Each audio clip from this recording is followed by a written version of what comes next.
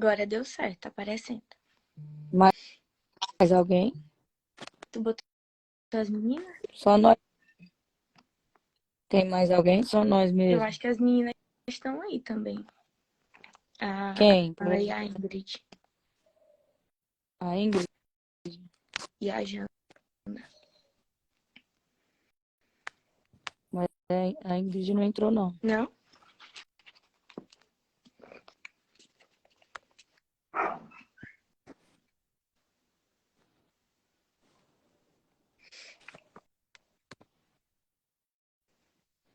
Então, vamos lá. Vamos. Começar bem aquelas, bem assim.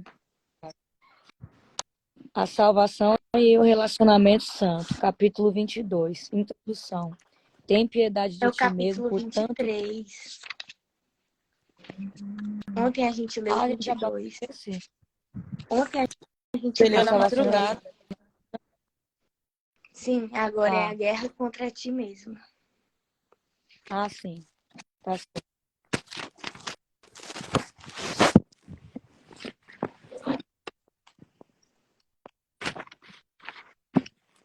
Vamos lá, 23. A guerra contra si mesmo. Introdução.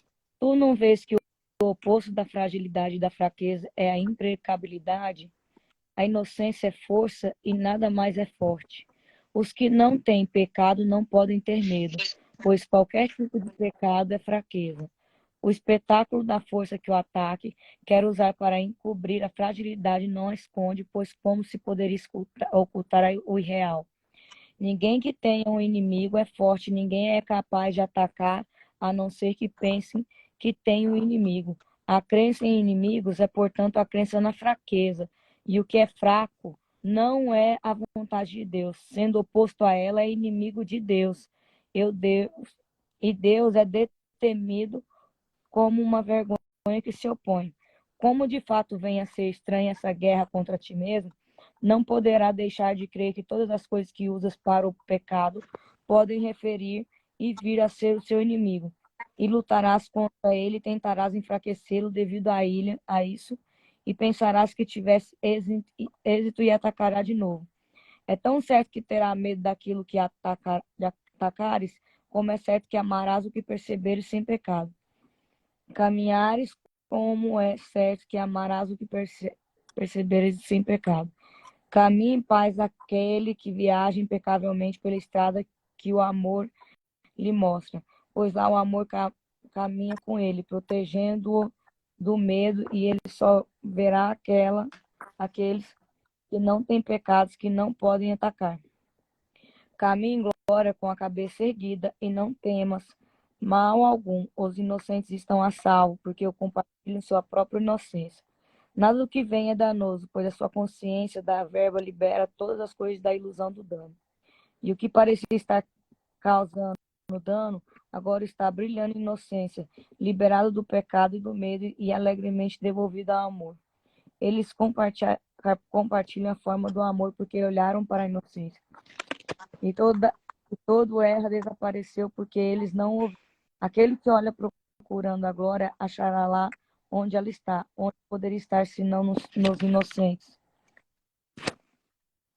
Não permitas que as pequenas interferências te puxem para a pequenez. Pode haver atração pela culpa da inocência. Tem um mundo feliz pelo qual caminhas com a verdade ao teu lado. Não desista desse mundo de liberdade em troca de um pequeno suspiro de desejo por cada parente, pelo faiscar diminuto da atração pela culpa. Deixar de lado o céu em troca de todas essas distrações insignificantes, o teu destino e o teu propósito estão muito além naquele lugar limpo onde a pequenez não existe. O teu propósito está em desacordo em qualquer tipo de pequenez, e assim ele está em acordo com o pecado. Que nós não permitamos que a pequena conduza o Filho de Deus. Ação. A sua glória está além disso, incomensurável e temporário. Como a eternidade, não permita que o tempo se intrometa na perspectiva do qual tu percebes. Não deixes amedrontado e sozinho em tua tentação, mas ajuda-o a erguer-se acima dela e a perceber a luz de qual ela faz parte. A tua inocência iluminará o caminho para a sua vida, e assim a tua protegida e mantida na sua consciência. Pois quem é capaz de conhecer a própria glória e receber o pequeno e o fraco em si? Quem é capaz de caminhar tremendo em um mundo amedrontador e reconhecer que a glória do céu brilha em si mesmo? Nada que está à tua volta deixa de ser partido de ti. Olha para isso amorosamente e vê nisso a luz do céu. Assim virás a compreender tudo que te é dado. Em perdão benigno o caminho cintilará, o brilhará, e tudo que antes pensava ser pecado, agora só é interpretado como parte do céu. Como é bonito caminhar limpo, redimido e feliz, através de um mundo em amarga necessidade da redenção que a tua inocência lhe concede. O que podes valorizar mais do que isso? Pois aqui está a sua salvação, a sua liberdade. E ela tem que ser completa, e que se quiser reconhecer. Vai, a Jana já entrou. Entrou? Entrou.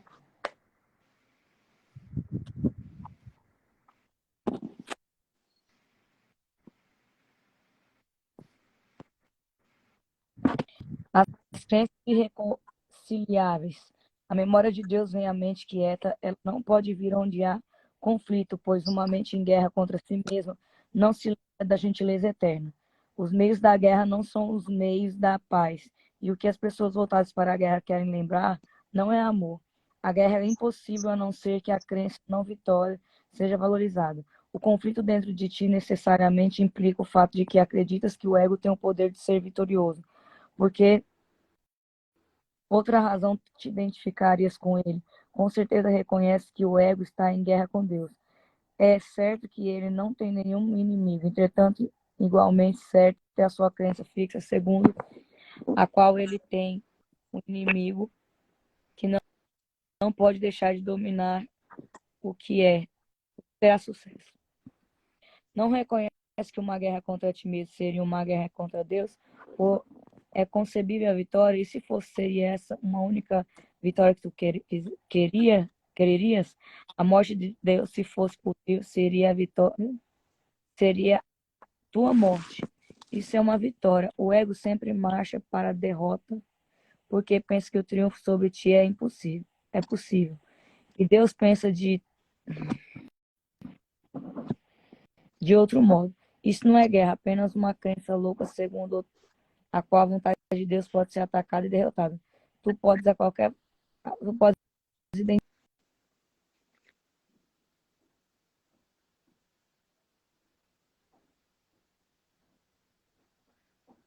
Tá sem áudio aí também?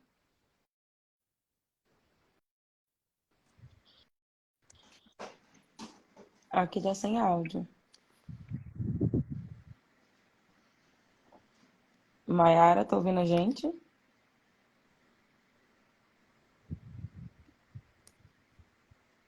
Maiara?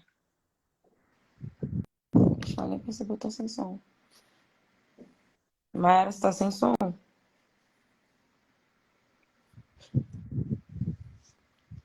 Será que a gente ficou sem áudio pra ela também?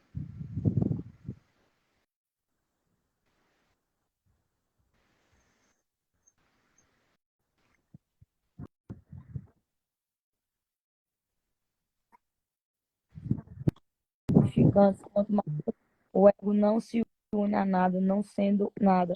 A vitória que ele busca é tão sem significado quanto ele próprio. Irmão, a guerra contra si mesmo está quase no fim. O final da tua jornada está no lugar da paz. Queres aceitar agora a paz que te é oferecida aqui? Esse inimigo contra o qual lutaste, como se fosse um intruso na tua paz, é transformado diante da tua vista no doador da tua paz. O teu inimigo era o próprio Deus, para quem todos os conflitos, o triunfo ou qualquer tipo de ataque de desconhecidos. Ele te ama perfeitamente, completamente e eternamente. O Filho de Deus em guerra contra o Criador é uma condição tão ridícula como seria a natureza rústida contra o vento com raiva, proclamando que ele já não faz parte dela. Seria possível a natureza estabelecer isso e fazer com que fosse verdadeiramente verdadeiro. Também não cabe a ti dizer o que fará parte de ti, o que será mantido à parte. A guerra contra ti mesmo foi empreendida com o intuito de ensinar o Filho de Deus, que ele não é ele mesmo e não é o filho de seu pai.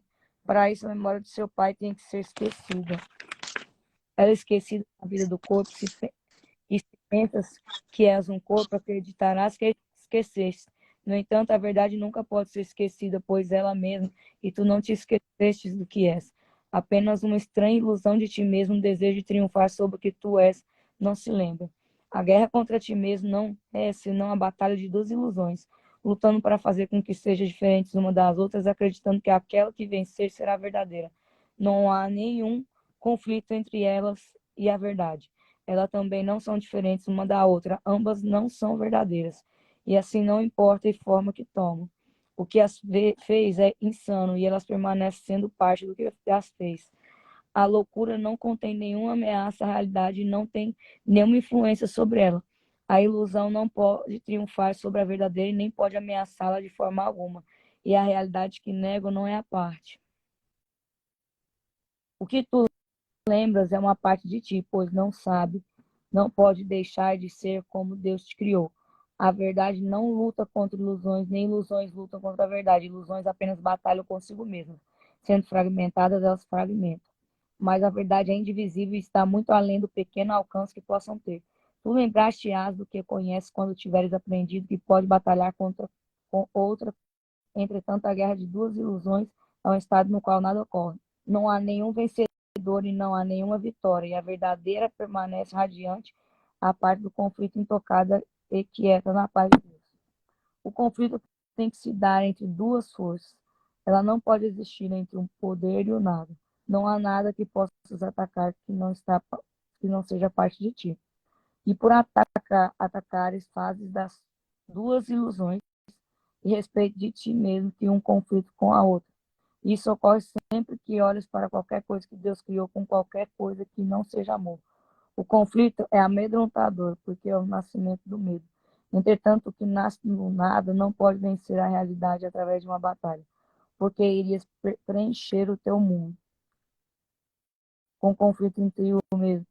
Permite que todas essas loucuras sejam defeitos para ti voltar em paz para a lembrança de Deus, ainda brilhante na tua mente quieta.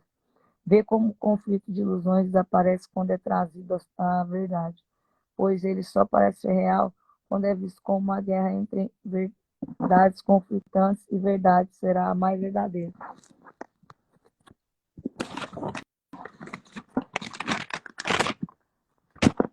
A mais real e a conquistadora da outra que era menor real e que possa ser uma ilusão a ser vencida. Assim, o conflito é a escolha entre ilusões, uma deverá ser coroada como real e a outra vencida e desprezada. Aqui o pai jamais será lembrado. No entanto, ilusão alguma pode invadir a sua casa e expulsá-lo do que ele ama para sempre. E o que ele ama não pode deixar de ser para quem sempre quieto e para sempre em paz, porque é a sua casa. Tu que és amado por ele não és uma ilusão, sendo tão real e tão santo quanto ele mesmo. A serenidade da tua certeza do Pai e de ti próprio é a casa de ambos, que habitam como um só e não é parte. Abre a porta da sua santíssima casa e permite que o perdão varra todo vestígio de crença no pecado que mantenha Deus sem lar e seu filho com ele. Tu não és um estranho na casa de Deus. Dá boas-vindas a teu irmão no lar onde Deus o instalou em serenidade e paz e habita com ele. A ilusão não tem lugar onde mora o amor, protegendo-te de todas as coisas que não são verdadeiras. A paz na qual tu habitas é tão ilimitada quanto a do seu Criador, e todas as coisas são dadas àqueles que querem lembrá-lo. Espírito Santo, vê-la sobre a sua casa, seguro do que a sua paz nunca pode ser perturbada. Como é possível que o lugar onde Deus descansa se volte contra si mesmo, ou busque dominar aquele que ali habita, e pensa no que acontece quando a casa de Deus se percebe dividida? O altar desaparece, a luz se faz cada vez mais tênue, o templo de Santíssimo vem a ser a casa do pecado. E nada é lembrado, exceto ilusões, e ilusões podem complicar, porque as suas formas são diferentes. E elas, de fato, batalham apenas para estabelecer qual é a forma que é verdadeira. Ilusões encontram ilusões. A verdadeira encontra a si mesma. O encontro de ilusões conduz à guerra. A paz, olhando para si mesmo, estende-se. A guerra é a condição na qual nasce o medo. E ele cresce e busca dominar. A paz é o estado onde habita o amor e busca compartilhar a si mesmo. Conflito e paz são opostos. Onde habita, o outro não pode estar. Aonde quer que qualquer um dos dois vá, o outro desaparece. Assim, a memória de Deus obscurecida em mente que vieram a ser o campo de batalha de ilusões. Entretanto, muito além dessa guerra sem sentido, ela brilha pronta para ser lembrada quando estiver do lado da paz. Alguém quer falar? Fala logo ou lê os outros? A 2, a 6 dos carros. Alguém quer falar dos carros? Lê, né? É. Eu vou ler. Ele é bem grande, vamos dividir. Eu leio até o. Eu leio essas duas primeiras páginas, até o 8. As leis dos caos podem ser trazidas à luz, embora nunca possam ser compreendidas. Leis caóticas dificilmente têm significado e estão, portanto, fora da esfera da razão. No entanto, elas parecem ser um obstáculo à razão e à verdade. Vamos então olhá-las claramente para que possamos olhar para o que está além delas, compreendendo o que são e não o que elas querem manter. É essencial que se compreenda para o que servem, porque o propósito tem é fazer com que a verdade seja sem significado e atacá-la. Aqui estão as leis que regem o mundo que fizestes, e, no entanto, nada governam e não é preciso quebrá-las, simplesmente olhar para elas e ir além. A primeira lei caótica é que a verdade é diferente para cada um. Como todos esses princípios, esse mantém que cada um é separado e tem um conjunto diferente de pensamentos que põe à margem dos outros. Esse princípio se desenvolve a partir de crenças em que existe uma hierarquia de ilusões. Algumas são mais valiosas e, portanto, verdadeiras. Cada um estabelece para si mesmo e faz com que seja verdadeira através do seu ataque ao que o outro valoriza. Isso é justificado porque os valores diferem àqueles que os mantêm, parecem não ser com os outros e, portanto, são inimigos. Pensem como isso parece interferir com o primeiro princípio dos milagres, pois isso estabelece graus de verdade entre ilusões, fazendo com que pareça que algumas são mais difíceis de superar do que outras. Se fosse reconhecido que todas são a mesma, igualmente inverídicas, seria então fácil de se compreender que os milagres se aplicam a todas elas. Todos os tipos de erros podem ser corrigidos porque são inverídicos. Quando trazidos à verdade, ao invés de serem levados uns aos outros, meramente desaparecem. Nenhuma parte do nada pode ser mais resistente à verdade do que outra. A segunda lei do caos, de fato valorizada por todos os adoradores do pecado, é que cada um não pode deixar de pecar e, portanto, merece ataque e morte. Esse princípio, estreitamente relacionado com o primeiro, é a exigência de que os erros pedem punição e não correção, pois a destruição daquele que faz o erro coloca-o além da correção e além do perdão. O que ele faz é assim interpretado como uma sensação irrevogável sobre si mesmo, a qual o próprio Deus não tem poder de superar. O pecado não pode ser redimido, sendo a crença segundo a qual o Filho de Deus pode cometer equívocos pelos quais a própria destruição vem a ser inevitável. Pensa no que isso parece fazer com o relacionamento entre o pai e o filho. Agora, aparentemente, eles nunca mais serão outra vez, pois um não pode deixar de estar sempre condenado pelo outro. Agora eles são diferentes inimigos, e o seu relacionamento é de oposição, assim como os aspectos separados do filho só se encontram para conflitar, mas não para se unir. Um vem a ser fraco e o outro a ser forte, através da sua derrota, e o medo de Deus e um dos outros agora aparenta ser razoável e se faz real, devido ao que o Filho de Deus fez a ambos, a si mesmo e ao seu Criador. A arrogância em que se baseiam as leis dos caos não pode ser mais evidente do que aqui. Aqui está o princípio que pretende definir o que o Criador da realidade tem que ser, o que ele tem que pensar e o que ele tem que acreditar, e como ele tem que responder acreditando nisso. Nem mesmo se considera necessário perguntar-lhe acerca da verdade do que isso foi estabelecido para que ele creia.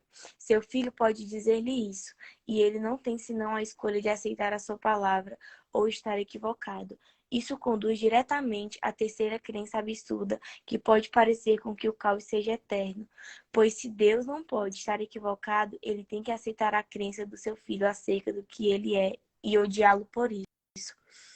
Vê como o medo de Deus é reforçado por esse terceiro princípio. Agora vinha a ser impossível voltar-se para ele pedindo ajuda na miséria, pois agora ele veio a ser o inimigo, que causou a quem é inútil apelar. E nem pode a salvação estar dentro do Filho, cujos aspectos parecem estar em guerra contra ele e justificados em seu ataque. E agora o conflito se faz inevitável, além da ajuda de Deus, pois agora a salvação não pode deixar de ser impossível, porque o Salvador veio a ser o inimigo. Não pode haver nenhuma liberação, nem é possível escapar. Assim, a expiação vem a ser um mito e a vingança não o perdão. É a vontade de Deus. A partir de onde tudo isso começa, não há nenhuma ajuda à vista que possa ser bem-sucedida. Sua destruição pode ser o resultado. E o próprio Deus, que parece estar do lado da destruição para dominar o seu filho. Não penses que o ego fará com que sejas capaz de achar um meio para escapar do que ele quer. Essa é a função desse curso, que não valoriza o que o ego estima. Alguém quer continuar? Vou seguir a 9 aqui. O ego só valoriza aquilo que ele toma dos outros. Isso conduz à quarta lei do caos, que se as outras forem aceitas, não pode deixar de ser verdadeira. Essa lei aparente é a crença segundo a qual tens aquilo que tomaste dos outros. Através disso, a perda do outro vem a ser o teu ganho. E assim ela falha em reconhecer que jamais pode tomar coisa alguma de ninguém, a não ser de ti mesmo. No entanto, todas as outras leis necessariamente conduzem a isso, pois inimigos não dão voluntariamente um ao outro e nem buscariam compartilhar as coisas que valorizam. E o que os teus inimigos querem afastar de ti tem que valer a pena possuir, já que eles os esconderam da tua vista. Todos os mecanismos da loucura são vistos emergindo aqui. O inimigo que se faz forte por manter oculta a herança valiosa que deveria ser tua. A tua posição que é justificada, assim como o ataque pelo qual foi mantido a parte de ti, e a perda inevitável que o teu inimigo não pode deixar de sofrer para te salvar. Assim, os culpados protestam em favor da sua inocência. Se não tivessem sido forçados a esse vil ataque pelo comportamento inescrupuloso do inimigo, eles teriam respondido apenas com benignidade. Mas em um mundo selvagem, os benignos não podem sobreviver. Assim sendo, eles não podem deixar de saquear ou serão saqueados. E agora há uma vaga questão não respondida, ainda não explicada. O que é essa coisa preciosa, essa pérola de valor inestimável, esse tesouro secreto a ser arrancado com justa ira deste inimigo tão traidor e astuto? Não pode deixar de ser aquilo que queres, mas que nunca achaste. E agora compreendes a razão por qual não achaste, pois isto foi tomado de ti por seu inimigo e escondido onde não pensaria sequer em olhar. Ele o ocultou no seu próprio corpo, fazendo disso a cobertura para a culpa que ele sente, o esconderijo do que te pertence. Agora o seu corpo tem que ser destruído e sacrificado, para que possas ter aquilo que te pertence. A sua traição exige a sua morte, para que possas viver, e tu só atacas em autodefesa. Mas o que é isso que queres, que exige a sua morte? Como podes estar certo de que teu ataque assassino é justificado, a não ser que saibas para que ele serve? E aqui um princípio final do caos vem para resgatar. Ele mantém que há um substituto para o amor. Essa é a mágica que irá curar toda a sua dor, o fator que faltava em tua loucura e que a faz sã. Essa é a razão pela qual não podes deixar de atacar. Eis aqui o que faz com que a tua vingança seja justificada. Eis aqui revelada a dádiva secreta do ego, arrancada do corpo do teu irmão, ali escondida na malícia e no ódio, para ser dada àquela a quem a dádiva de fato pertence. Ele quer privar-te dos ingredientes secretos que daria significado à tua vida.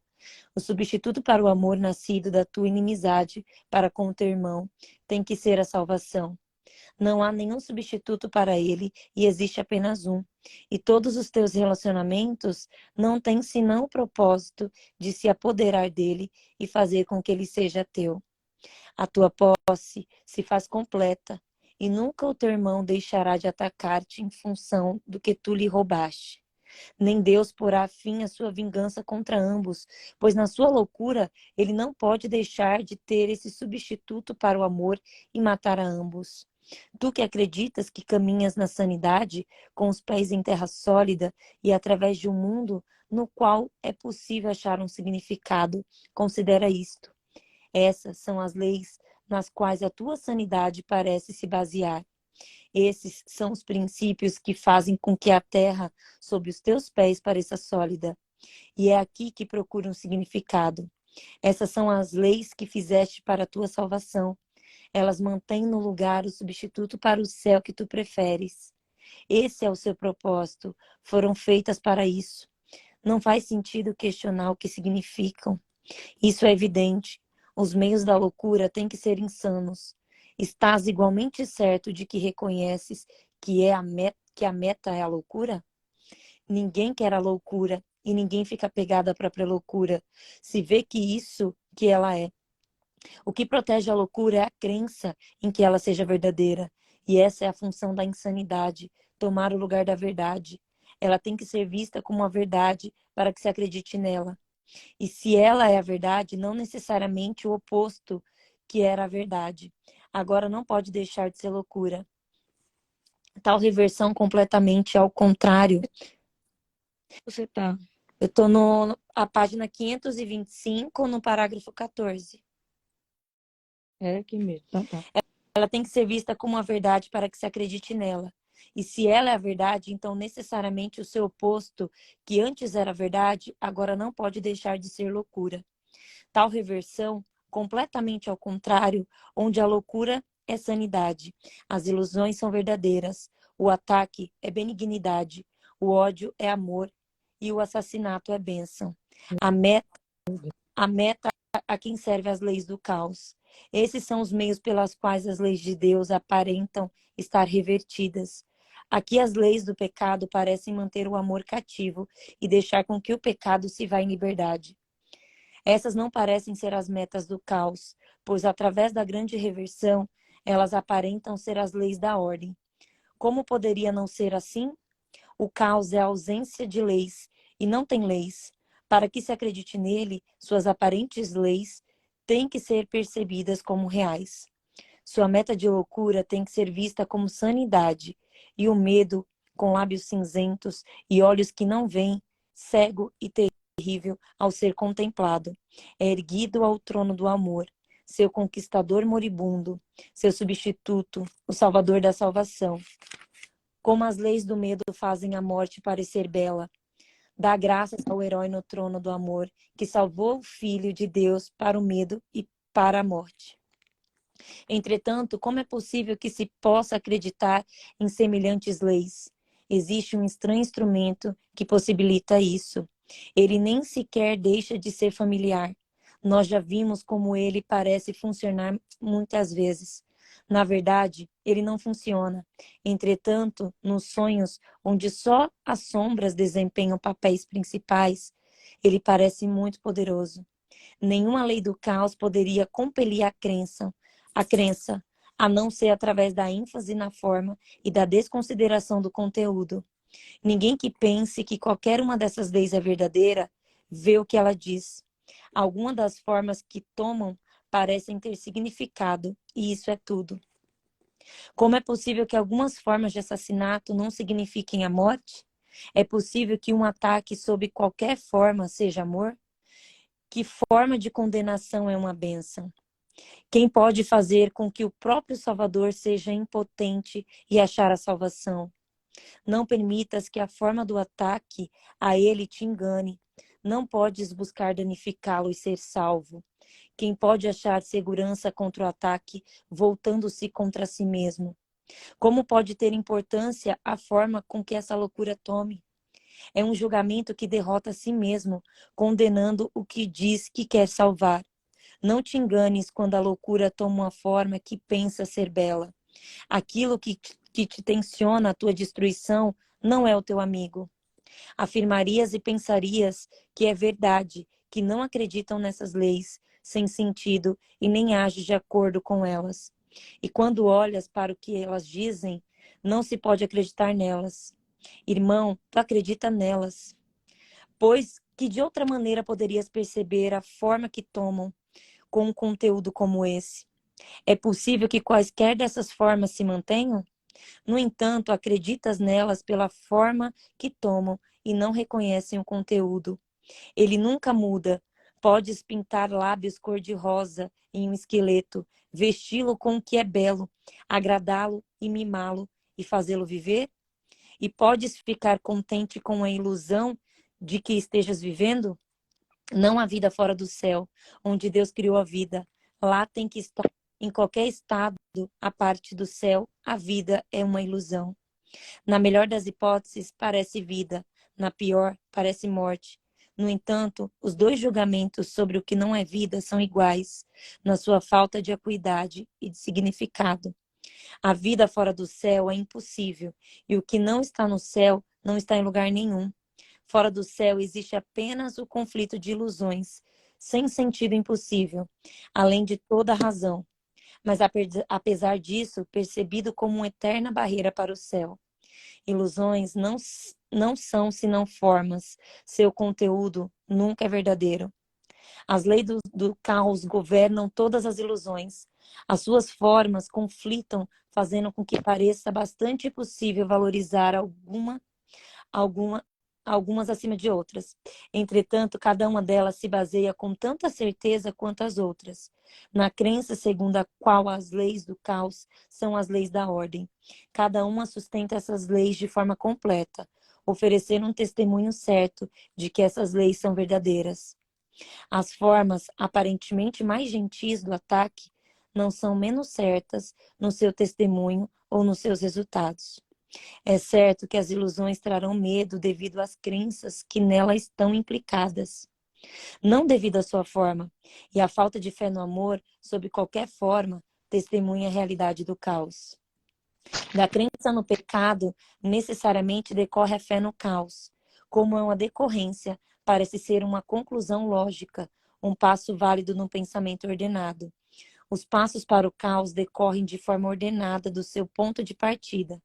Cada um deles é uma forma diferente de progressão, da reversão da verdade, conduzindo ainda mais ao aprofundamento do terror e ao distanciamento da verdade. Não penses que um passo é menor do que o outro, nem que é mais fácil o retorno de um do que do outro. Toda a descida do céu está em cada um deles, e onde o teu pensamento começa, lá ele tem que terminar.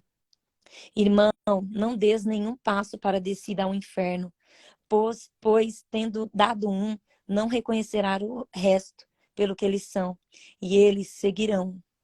O ataque, sob qualquer forma, colocou o teu pé sobre a escadaria tortuosa que conduz para longe do céu. No entanto, a qualquer instante, é possível que tudo isso seja desfeito. Como pode saber se escolheste os degraus do céu ou o caminho para o inferno? Bem facilmente. Como te sentes? A paz está na sua consciência? Está certo da direção que estás indo? E está seguro de que a meta do céu pode ser alcançada? Se não caminha sozinho, pede então ao teu amigo que se una a ti e ele te dê a certeza de onde vais. Quem vai ler 3? A gente continua lendo ou já comenta sobre esse? Ele é curtinho, essa última. A 3 e 4 é pequena. É bem. Acho que é mais tranquilo terminar. Terminar tudo? Eu vou Sim, de ler tudo, porque é pequeno. Então quem vai ler? em transigência. Não é verdade que não reconhece alguma das formas que o ataque pode tomar. Se é verdade que o ataque, sob qualquer forma, te ferirá e o fará tanto numa forma na qual não reconhece, quanto naquela que reconhece. Então, obrigatoriamente, deduz-se que nem sempre reconhece a fonte da dor. O ataque, sob qualquer forma, é igualmente destrutivo. Seu propósito não muda, sua única intenção é assassinar, e que forma de assassinato serve para encobrir a culpa máxima e o medo frenético da punição que o assassino não pode deixar de sentir. Ele pode negar que seja um assassino e justificar a sua selvageria com sorrisos à medida que ataca. No entanto, ele irá sofrer e olhará para sua intenção em pesadelos, nos quais os sorrisos terão desaparecido e propósito vem à tona para encontrar a sua consciência horrorizada e continuar perseguindo-o, pois ninguém pensa em assassinato e escapa de culpa com o pensamento acarreta. Seu intento é a morte, que importância tem a forma que tome. É a morte sob qualquer forma, por mais bela e carinhosa que possa parecer. Uma bênção, um sinal de ataque, é a voz que vale por Deus. Fala atrás de ti do teu irmão, a embalagem não faz a dádiva que dás. Uma caixa vazia, pois mais bonita seja, e por mais gentilmente que seja dada, ainda assim nada contém. E nem quem a recebe, nem quem a dá, é enganado por muito tempo. Não deus o perdão ao teu irmão, e tu o atacas. Não lhe dás nada e não recebes dele, senão o que te deste. A salvação não é uma transição de maneira alguma. Fazer transigências e aceitar apenas parte do que queres, levar um pouco e renunciar ao resto. A salvação não renuncia a nada.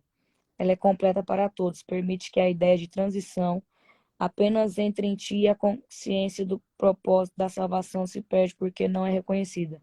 Ela é negada onde a transigência foi aceita, pois a transigência é a crença em que a salvação é impossível. Ela quer afirmar que podes atacar um pouco, amar um pouco e saber a diferença. Desse modo, ela pretende ensinar que um pouco do que é o mesmo ainda pode ser diferente. Mesmo assim, o que é o mesmo permanecer intacto como um só. Isso faz sentido? Isso pode ser compreendido? Esse curso é fácil exatamente porque não faz nenhuma transigência. Apesar disso, parece difícil para aqueles que ainda acreditam que é possível fazer transigências. Eles não veem que, se ela é possível, a salvação é ataque. Entretanto, é certo que a crença em que a salvação é impossível não pode sustentar uma certa calma e tranquila de que ela veio. O perdão não pode ser negado e apenas um pouco, nem é possível atacar por isso, amar por aquilo e compreender o perdão. Não queres reconhecer todas as formas de assalto à tua paz, já que só assim venha ser impossível para ti perdê-la de vista. Ela pode ser mantida brilhante diante da tua visão, para sempre clara e nunca fora da tua vista se não a defendes. Aqueles que acreditam que a paz pode ser defendida e o ataque é justificado em seu favor não podem perceber que ela está dentro deles. Como poderiam ter esse conhecimento, poderiam aceitar o perdão do lado a lado com a crença de que o assassinato toma algumas formas através dos quais a sua paz é salva? Estariam dispostos a aceitar o fato de que o seu selvagem propósito é dirigido contra eles próprios? Ninguém se alia a inimigos e nem é um com eles em propósito. E ninguém faz transigências a um inimigo. Ao contrário, continua odiando pelo que ele lhe deu, pelo que ele tirou. Não te equivoques tomando trégua por paz, nem transigência pelo escape do conflito. Ser liberado do conflito significa que ele acabou. A porta está aberta, deixaste o campo de batalha. Não ficasse vagando por lá na esperança tímida de que ela não iria retomar o porquê as metralhadoras cessaram. Fogo por um instante e o medo que assombra o local da morte não está aparente.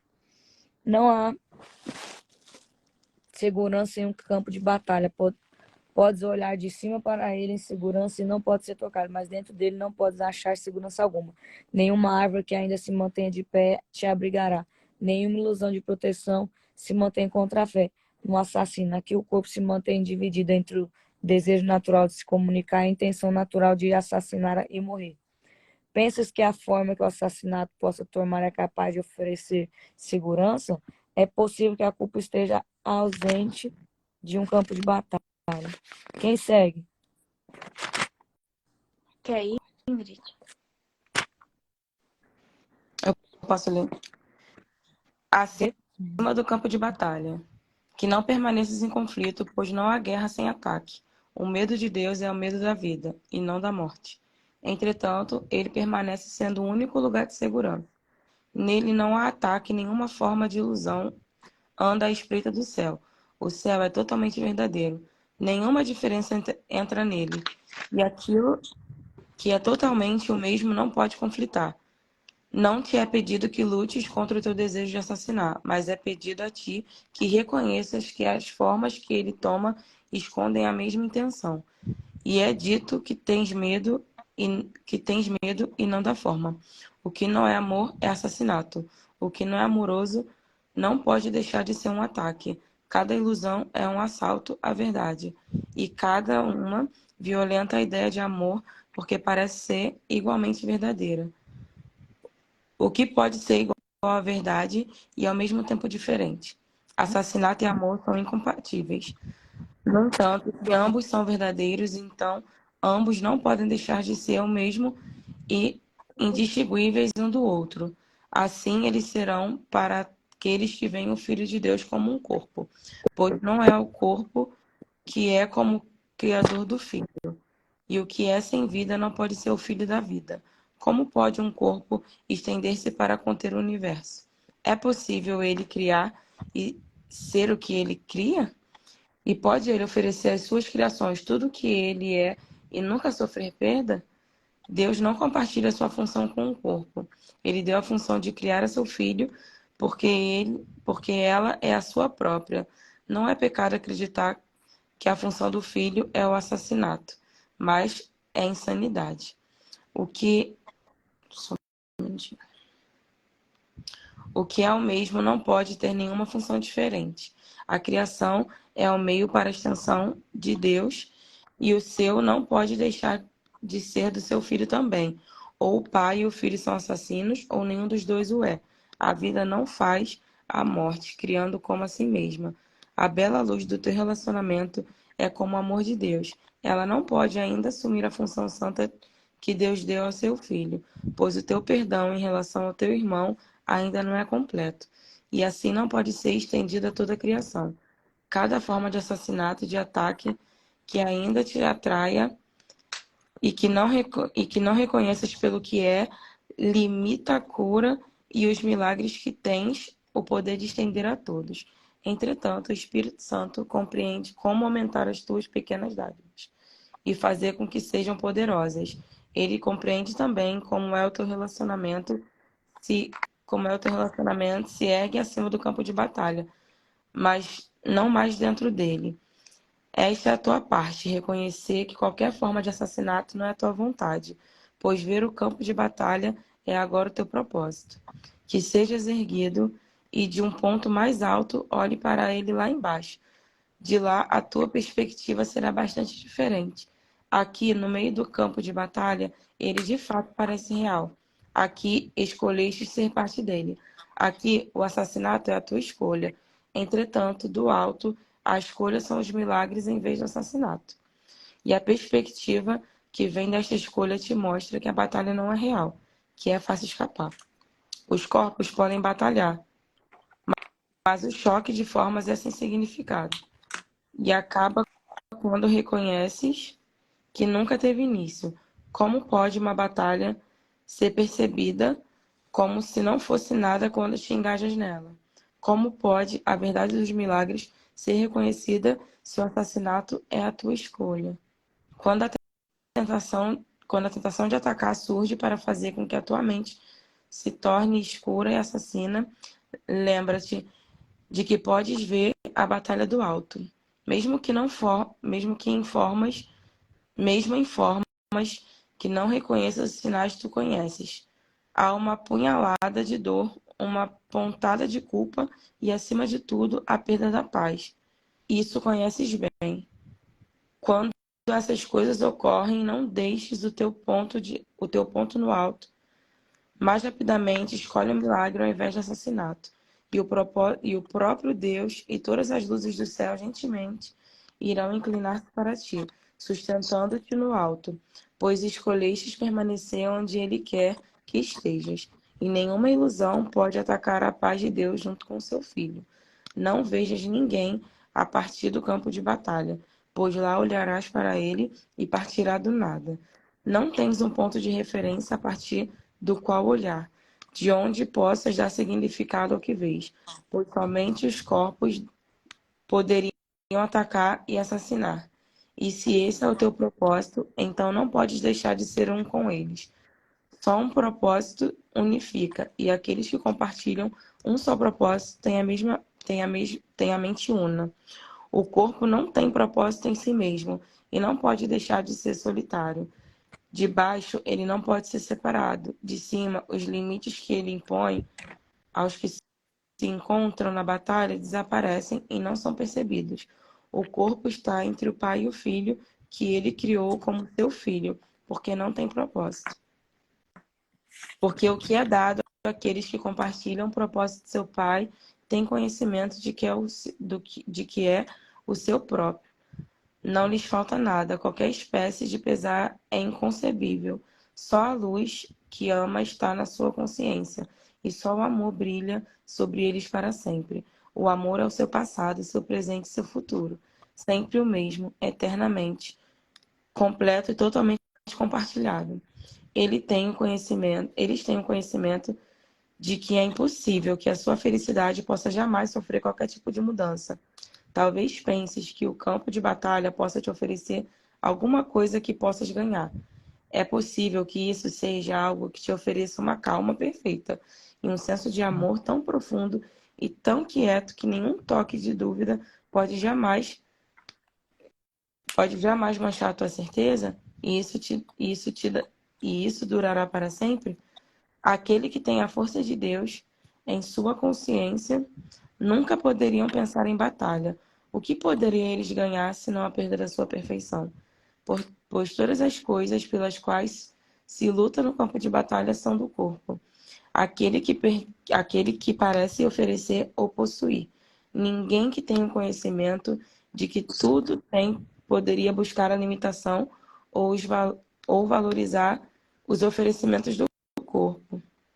A falta de sentido da conquista é bastante evidente a partir da esfera serena acima do campo de batalha. O que pode conflitar com tudo?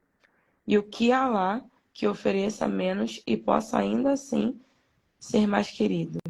Quem, sustentado pelo amor de Deus, poderia achar a escolha entre milagres e assassinatos difíceis de fazer? Acabou. Acabamos.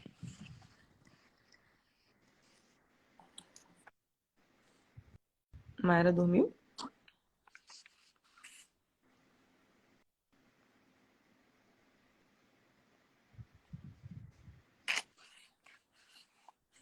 Não dormiu, não. Mas a leitura do 23. Dormi não, tô dizendo pesado, hein? Ai, que Esse foi. Alguém quer falar alguma coisa? bora. Quer começar? Posso. Eu coloquei aqui que, para mim, a guerra contra nós mesmos começa com a nossa mente, né? Começa na nossa mente. E para mim tem um caminho que quase sempre acontece. A nossa mente começa sendo bombardeada, eu recebo isso, e aí a consequência disso é eu me sentir indigno, ou seja, eu vou me afastando. Quando eu me sinto indigna, eu me sinto envergonhado, e aí eu me escondo e eu me desconecto. Quando eu me desconecto de Deus e daquilo que é real, eu acredito que a gente vai realmente vestindo uma capa e se escondendo disso, né? E aí a gente vai se afastando. E eu acredito que a gente acaba se anestesiando de tudo, realmente colocando um calmante na gente para que a gente não possa lidar com aquilo que a nossa mente está pensando, com aquilo que o nosso coração está pensando, e a gente vai se anestesiando. E aí o tempo vai passando e a gente liga o modo avião, o que não funciona de nada, né? E quando a gente se anestesia, a gente não anestesia só a dor, a gente não anestesia só o medo. Quando a gente bloqueia uma função, a gente anestesia tudo. Eu acabo anestesiando a minha capacidade de sentir alegria, entusiasmo, amor, porque eu decidi bloquear, né? Bloquear minha mente e meu coração para que eu não pudesse lidar, para que eu não tivesse que lidar com aquilo que eu tenho que lidar, né? Que é a resolução da nossa mente. A gente precisa trazer as coisas à luz para que isso sejam resolvidos.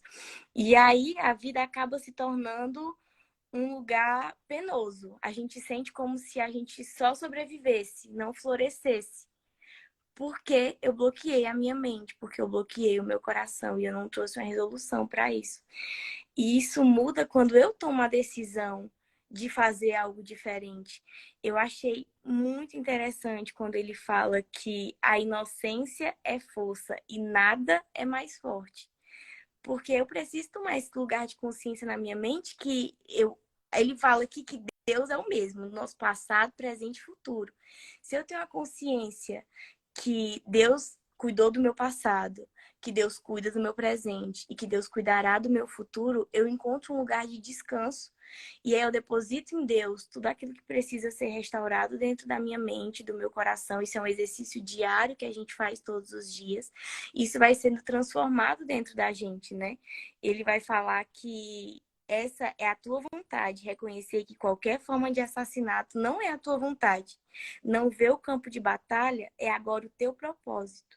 Ou seja, a gente só precisa entender que eu não tenho conflito, que isso não faz parte de mim, que eu deposito tudo isso nas mãos de Deus, que todas as inseguranças da minha mente não são minhas, né? Que elas se vão quando eu faço esse exercício de se desfazer dela, porque a gente precisa dessa transformação todos os dias.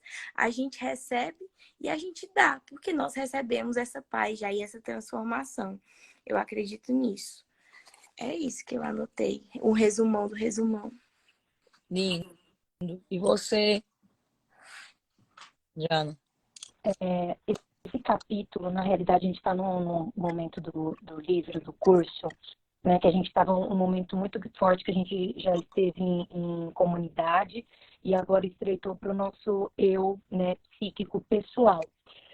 A guerra contra o tirannismo, eu acho que a gente vive atualmente, né, na humanidade, esse período mesmo de guerra que a gente tem interna, né?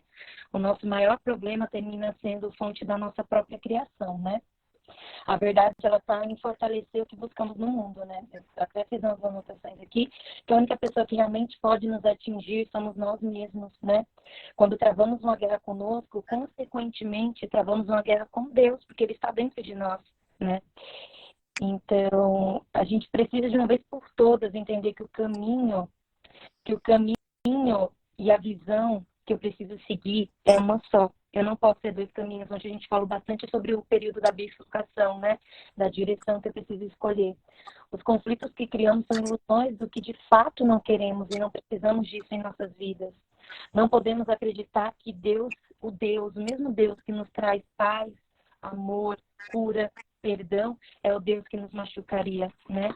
Isso a gente estaria indo contra a verdade, né? As leis do caos, aqui abordou 4 leis do caos, né? Que são 4 bases que se perpetuam o caos que a gente tem internamente. A primeira lei caótica, né? É dizer que somos separados por verdades diferentes, porque temos pensamentos diferentes, né? Nós temos visões de mundos e percepções diferentes, mas não somos separados por isso. Muito pelo contrário, a unicidade se faz presente em todos. Quando eu acredito que eu apenas tenho a verdade e, consequentemente, eu vou diminuir meu irmão. Então, a verdade não é minha, não é absoluta. Eu tenho que entender isso, que o meu irmão também tem o conhecimento, porque ele foi dado por quem? Por Deus. Então, ele deu em unicidade para todos, né? Eu não sou melhor e nem pior que ninguém, mas eu também não posso esquecer o meu valor. Eu não posso nem me fazer superior para eu não estar soberbo e nem me fazer inferior para eu me sentir na pequenez. Eu tenho que entender que eu estou no patamar que Deus me colocou. Eu tenho que aceitar e vivê-lo da melhor forma. A segunda lei caótica é a crença de que o pecado é natural e eu preciso me defender a todo momento do ataque. E como a gente se defende do ataque? Atacando. Infelizmente. Eu sou pecador, você também é, então eu posso te julgar e tá tudo bem, né? Então eu coloco na minha cabeça, eu tenho pecado, eu peco, eu sou falho, então você também é, então onde a gente entra na parte do julgamento. Porque quando as pessoas julgam outras, elas estão apenas externando o que já está dentro do coração delas, que é a culpa, que ela sabe o que ela fez, que ela atingiu o coração de Deus. Então, quando ela externa para o outro isso, é porque isso já estava dentro dela, né? Então, a gente termina mantendo sempre aquele estado de guerra, de alerta, como se a gente precisasse estar na defesa o tempo todo, né? A terceira lei caótica, que foi abordada aqui, foi a arrogância do ego, né? A relação do medo entre pai e filho, né? Acreditar que Deus vai me punir a todo custo, a todo momento. Então, essa lei caótica, aquela sensação que a gente tem de medo, o tempo todo da gente estar se policiando porque a gente tem medo da punição e não porque eu acho de acordo com o que Deus prepara para mim, é uma coisa que tira a gente do estado de paz. Então, quando eu acredito que isso eu estou ferindo a Deus, eu consequentemente tenho medo, o medo da retaliação, coisa que não existe, né? Mas isso é um estado que tira a nossa mente da paz. O ego, ele não identifica Deus como pureza e amor, mas como juiz que está disposto a nos punir o tempo todo. O ego acredita que você de longe, o ego acredita que você de longe é superior a Deus. Então, é minha verdade, é o que eu sei, é o que eu sinto, e isso é superior e acabou. E a gente não pode ter meia fé, meio termo. Ou eu acredito e eu sigo, ou eu não acredito. Né? A quarta e última lei caótica que foi abordada nesse capítulo é tirar do outro para ter, né? Tirar do outro para ser feliz. Quando eu sinto que só o que o outro tem me faria feliz, né? Então, aí é onde a gente entra na inveja, né? Que você às vezes tem tudo e não é material, não é material. Eu hoje fiz até uma postagem de um vídeo, né? O que você faz que é especial? O que você faz que é único? Talvez seja o melhor brigadeiro de colher que você faz, talvez seja a melhor palavra amiga, talvez alguém fale que você faz o melhor bolo do mundo. O que você faz que é especial? E a gente tem que reconhecer isso, que nós fazemos coisas especiais e a gente não precisa invejar o outro, a gente não precisa buscar no outro isso, porque a gente também tem isso dentro de nós. Né? Então, essa é uma lei caótica. Eu não tenho que temer em qualquer momento que alguém roube de mim a minha felicidade. Então, quando a gente está nesse estado de defesa o tempo todo, que é a terceira lei caótica e a quarta lei caótica, que é a inveja, eu estou o tempo todo com medo de que alguém tire a minha paz, de que alguém me perturbe, e isso, consequentemente, vai me deixar no campo de guerra, né? Nós escolhemos acreditar nas leis ao invés da verdade, né? Então, eu faço essas 4 leis do caos a minha verdade absoluta, né? Aqui, enquanto eu me mantenho em guerra, no campo de batalha, eu nunca encontrarei a paz. O ataque sempre te ferirá e te fará mal. Então, eu atacar o outro pode me dar uma sensação de paz naquele determinado momento, mas em longo prazo aquilo vai me trazer muita dor, né? Porque nós criamos o tempo inteiro tanto campo de batalha na nossa vida, né? Porque a gente está sempre procurando alguma situação que a gente precisa estar debatendo, que a gente precisa estar lutando. É porque a gente simplesmente não deixa as coisas acontecerem no tempo de Deus, né? Acreditamos que muitas coisas e pessoas ao nosso redor estão sempre contra nós. É estar em sensação de que precisa estar em defesa o tempo todo, rouba o seu estado de paz, né? Entenda que esse campo de batalha é algo que a sua mente criou. Isso não precisa ser assim, não deste modo, não dessa forma. Retire-se todos os campos de batalha, todos os campos de guerra que você está, né? Você não necessita viver em defesa o tempo todo. Você necessita da paz, né? Até eu anotei um parágrafo aqui, né? Que eu só vejo a gentileza da criação. Eu, de fato, compreendi mal o mundo porque coloquei nele os meus pecados e vi olhando de volta para mim, como pareciam ameaçadores, e como me enganei ao pensar que o que temia estava no mundo e não apenas na minha mente. Hoje eu vejo o mundo na gentileza celestial com que vive a criação. Nele não há medo, que nenhuma aparência dos meus pecados venha obscurecer a minha luz do céu que brilha no mundo. O que lá se reflete está na mente de Deus. As imagens que vejo refletem os meus pensamentos. No entanto, a minha mente é una com a de Deus. E assim eu posso perceber a gentileza da criação, né? É a gente acreditar naquilo que a gente merece, né? Do que Deus prepara pra gente. Então, quando a gente entende que esse caos que a gente cria, que esse caos que a gente vive internamente, é a gente que cria. Não é a gente que cria, talvez, as situações que as pessoas fazem conosco, mas eu sempre falo que a forma que a gente reage a cada coisa é o que dita o que tem no nosso coração, né? Então, a gente não pode mudar a forma com que as pessoas fazem as coisas conosco, mas a forma que a gente vai reagir. Então, se eu me manter num campo de batalha, num campo de guerra, o tempo todo, como se eu estivesse o tempo todo em defesa, como se eu estivesse o tempo todo armada, pronta a disparar, né, uma guerra, eu vou me machucar. Eu vou me machucar, consequentemente, eu vou ferir o próximo, né? Então, aqui diz que eu não preciso de nada além da verdade. Busquei muitas coisas e só encontrei o desespero. Agora busco apenas uma, pois nela está tudo o que eu preciso e só o que eu preciso. Tudo que eu busquei antes, eu não precisava e nem sequer queria. Não reconhecia a minha única necessidade, mas agora vejo que só preciso da verdade. Nela, todas as necessidades são satisfeitas, todos os anseios têm fins, todas as esperanças são finalmente realizadas e todos os sonhos se vão. Agora eu tenho tudo que poderia precisar, agora eu tenho tudo que poderia querer, agora, enfim, eu me acho em paz. Né? A paz foi algo que Deus deixou para nós, né? E que Jesus, ele reacendeu isso, né? No momento que ele estava com os apóstolos, no momento próximo à crucificação dele, ele falou para os apóstolos, né? Que ele deixava a paz, que o que nós temos de mais valioso, o que Jesus nos deixou foi a paz. Então a gente não tem que esperar que eu tenha a paz que o outro me dê, mas é algo meu. E eu não posso deixar que nada que não seja verdade, que não venha de Deus, me tire do estado de paz. Esse é meu resumo sobre esse capítulo. Querem falar alguma coisa? Vocês estão mudas?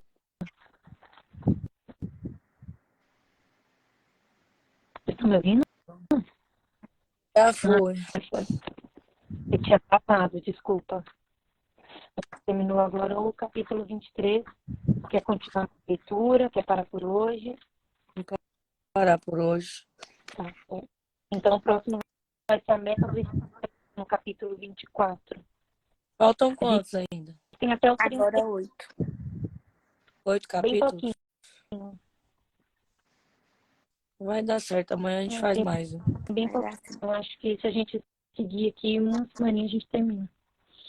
Aí depois é exercício, né? Vem os exercícios, vem as lições, tem bastante coisa ainda, né, que dá para trabalhar nesse livro. E falar também com outro Mas tá também.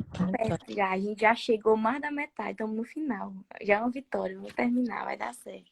A gente tem que fazer todos os dias essa análise, né, do que a gente aprendeu, do que fica então, do que para a gente não esquecer tudo que a gente leu aqui. Eu acho legal também quando a gente finalizar e só relembrar, não ler de forma nenhuma, mas só os títulos dos capítulos, o que a gente estudou aqui, o que a gente aprendeu juntos. Acho bem bacana. Bom, obrigado Beijo, aí. gente. Um Beijo. beijo. Bom descanso. Vocês. Beijo. Amo Boa noite. vocês. Beijo.